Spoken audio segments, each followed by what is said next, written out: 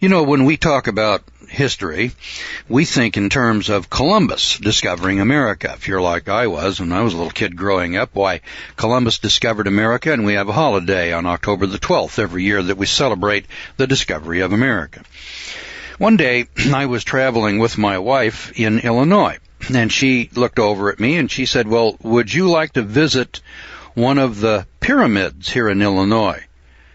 And I said, pyramids? And she said, yes, there's about 7 or 8 of them here, and not far from here, just a few miles, is one of those big pyramids. And I said, well, who built it? And she said, well, nobody seems to know. And I said, well, how big is it? And she said, well, it's several hundred feet high, and it covers several acres. It's as big as the Great Pyramid of Egypt.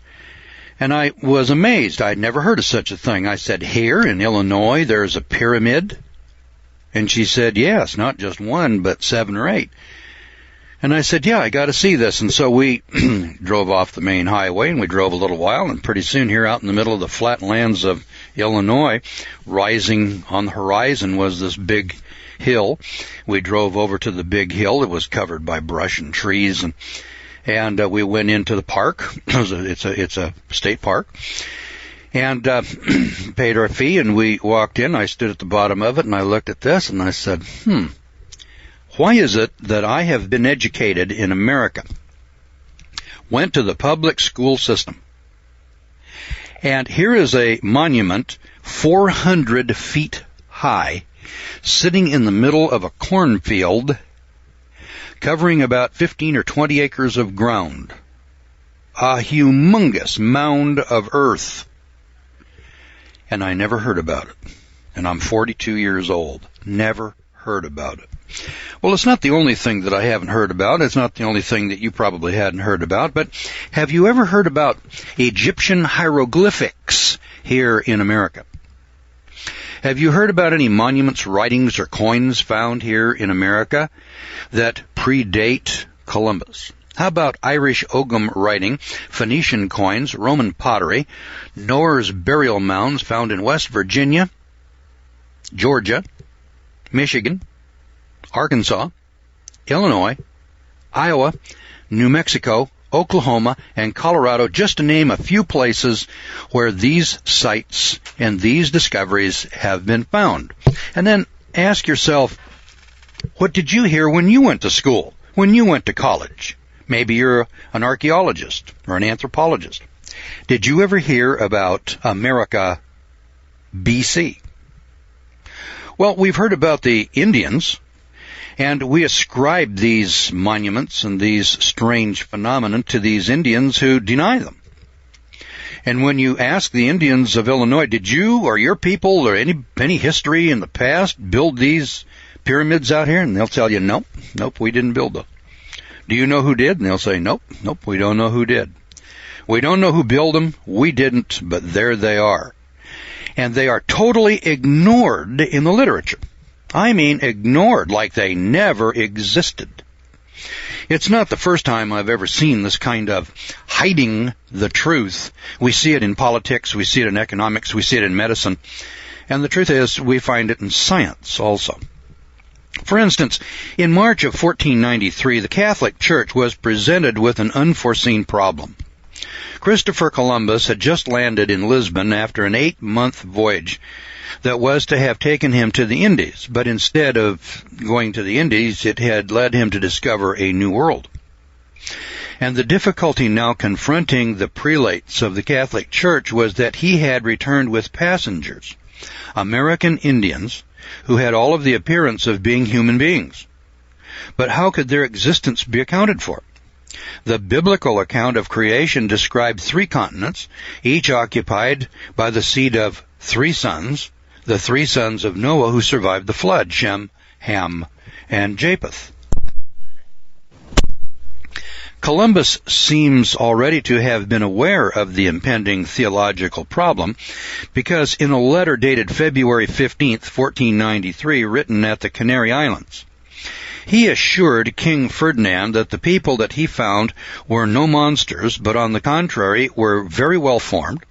Neither were they Negroes, And when he put ashore in Lisbon on March 6th, his journal records, many people came to see the Indians, and it was a great marvel. As the second and third and later voyages produced ever-mounting evidence of large numbers of man-like creatures inhabiting the Americas, a cold wind of skepticism began to blow through the monasteries to ruffle the equanimity of those who so boldly preached the absolute truth of Genesis. And for a time, Rome disregarded the matter, as Pope Alexander VI was otherwise engaged, save only when he found time to draw a line of demarcation between the Spanish and the Portuguese portions of the New World. But in 1512, a new pope summoned the Fifth Lateran Council and issued an official declaration certifying that American Indians are true descendants of Adam and Eve, and hence they are human beings. The failure of the Bible to account for them and to account for their continent was made good by the inference that American Indians are the descendants of Babylonians expelled from the Old World on account of sins of their ancestors. Now, backed by this new authority, it was now safe for speculative churchmen to ponder the route from the Garden of Eden to America. After considering the possibilities that Noah's Ark might have added an American port of call to her scheduled sailing plan, or that angels might have transported people across the ocean, holding them by the hair of the head, like to the prophet Habakkuk, a Spanish thinker, Jose de Acosta dismissed both propositions in favor of transportation by shipwreck and accidental tempest of the weather. Now, the inquiry was now taken up by others, and by the 17th century, both Protestant and Catholic churchmen were agreed that Asia must have been the original homeland of the American Indian forefathers, because only the rude Tartars, above all nations on earth, resemble the inhabitants of America in respect of their gross ignorance of letters and of the arts, their idolatry, and above all, their incivility. Alas, for Pocahontas, there was no Fenimore Cooper on hand to defend the Six Nations, no Deerslayer yet to win hearts or minds for the dwellers in the wilderness.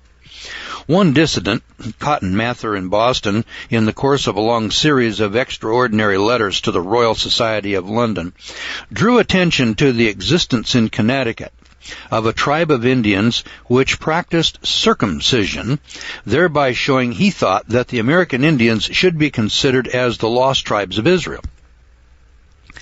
Voltaire, on the other hand, considered that the American Indians had arisen de novo in America by whatever mechanism had similarly caused human beings to appear upon the face of the earth in the other continents.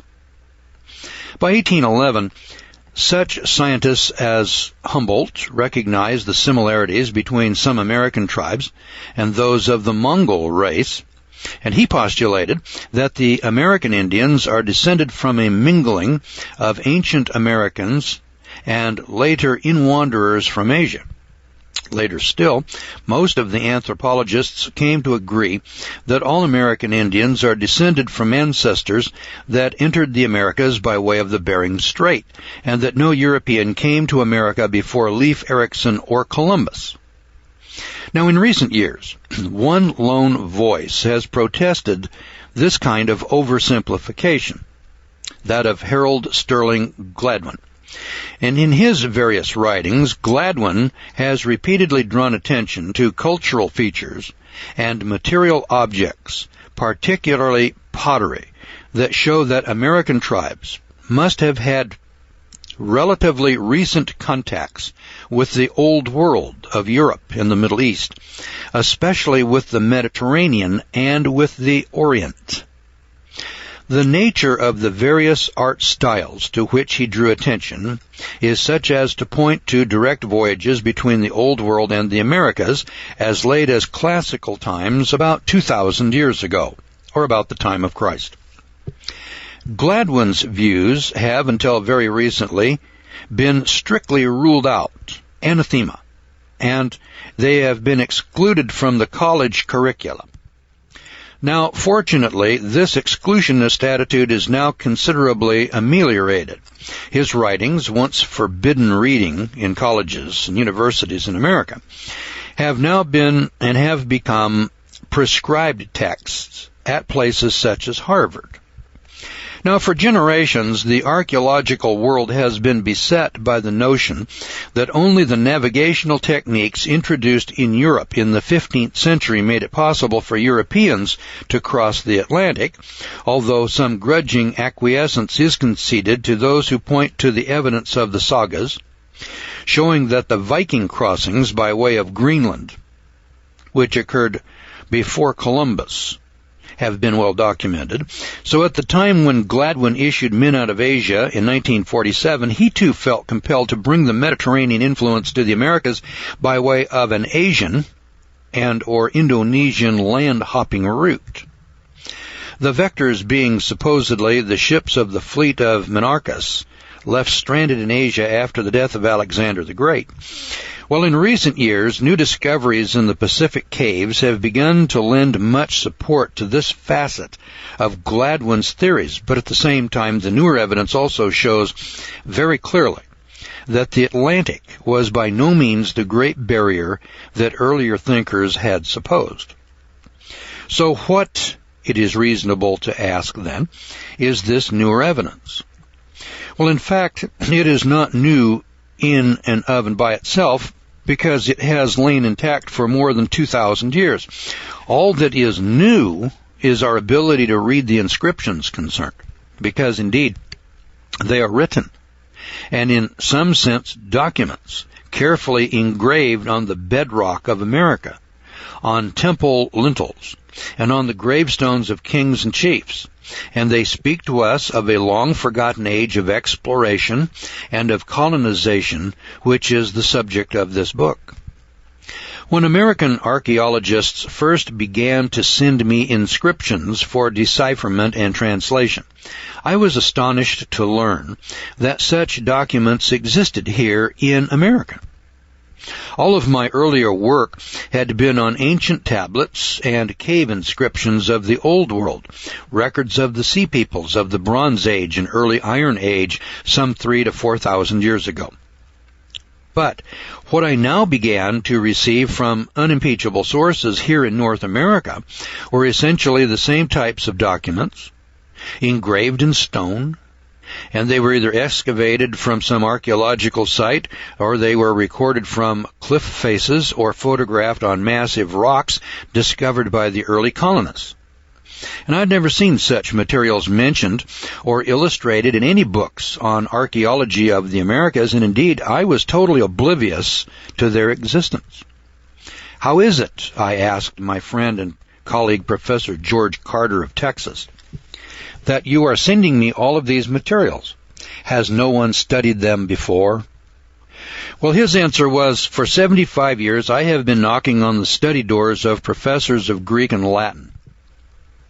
And each time I have been told that the objects that I had in my hand look like writing, but that it is not Greek, and that it is not Latin, nor is it any script known to my consultants.